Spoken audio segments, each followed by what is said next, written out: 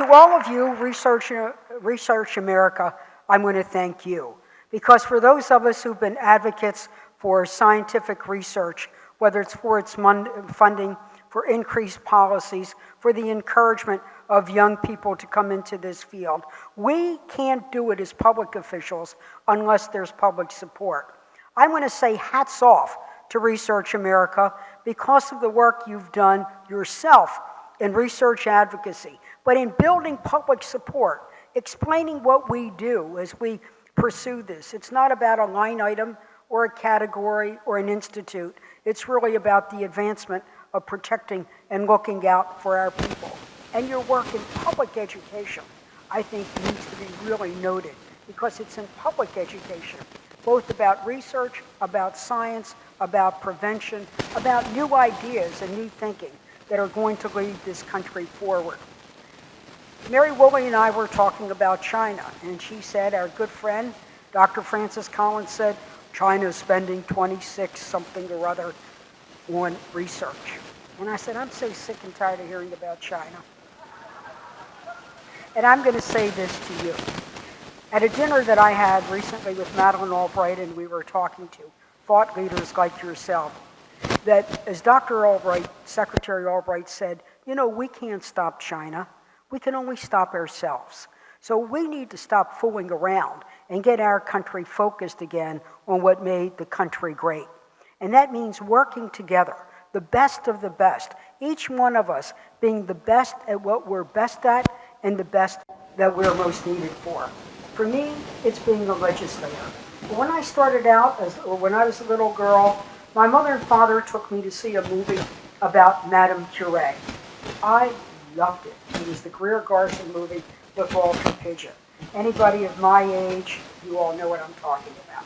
So I was mesmerized. I wanted to be Madame Curie, a woman of Polish heritage, as my family was, winning 2 Nobel Prizes, living in Paris. I thought this is the way I wanted to go. So at age 9, I got a little chemistry set and kept going. High school, pretty good. College, started out in science. What a bust. Unfortunately, I had no skill at it. Science was in my head, but not in my hands. I was klutzy and clumsy at it. So I say to you, I've turned out to be a better political scientist than a biological scientist.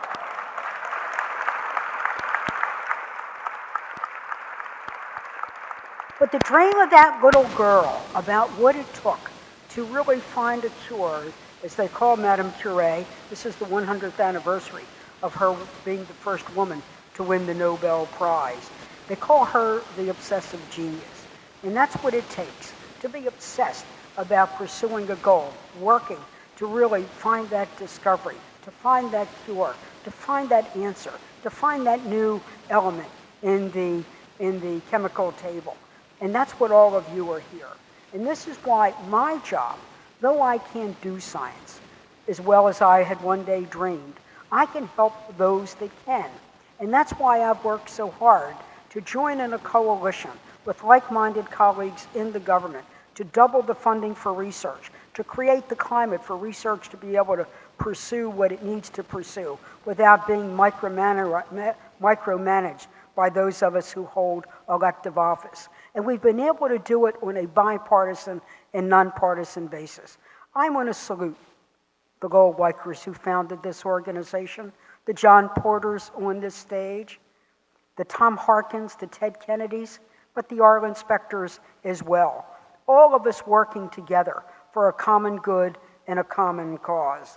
And one of my proudest accomplishments is, as said in the introduction, is about women's health.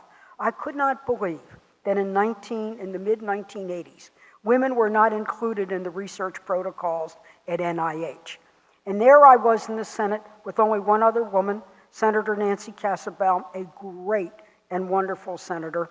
And over there in the House, there were names like Pat Schroeder, Olympia Snow, Connie Morella, and we went out to NIH and we pounded the table.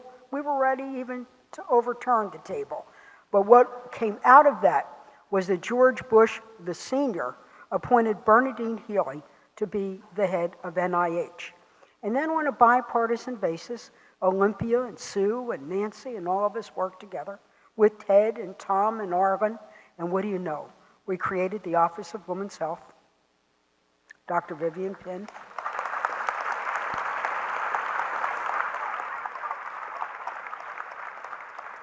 Bernadine called me up, and John, you'd appreciate this, about the president's budget being advisory. She said, I'd love to do a longitudinal study on women, but OMB won't give me the money, and I'm not supposed to be talking to you about it. I said, Bernadine, you've never talked to me about it. Why don't you yell, and I'll just say you yelled about it.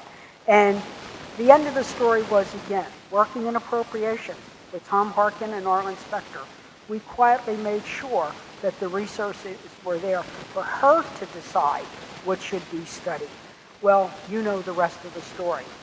And I remember when Bernadine Healy was recovering from her own dreaded brain cancer, I called her up and we had a chat.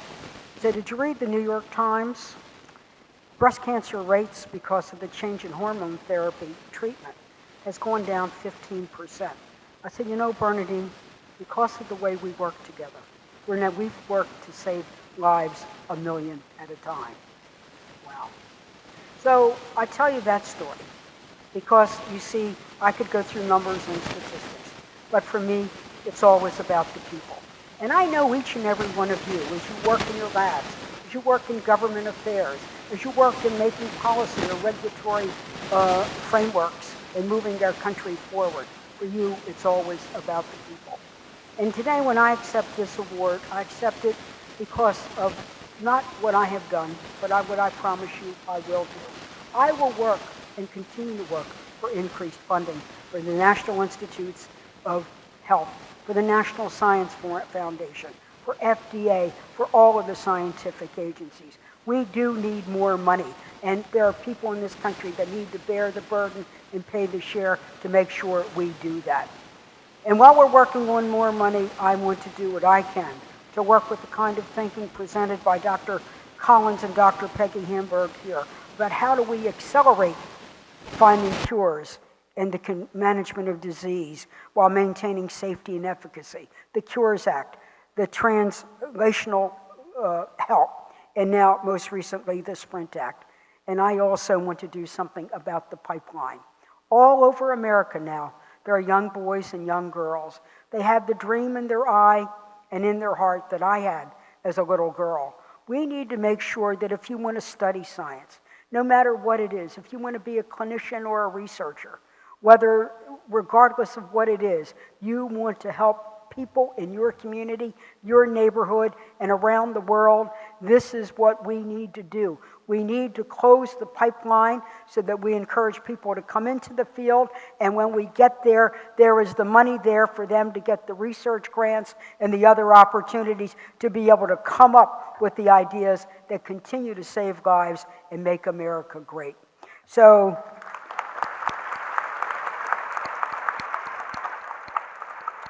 I'm going to conclude because I know that I'm keeping you from your dinner, which I don't want to do. But I just want to say this in conclusion. I just love being an American. I just love it.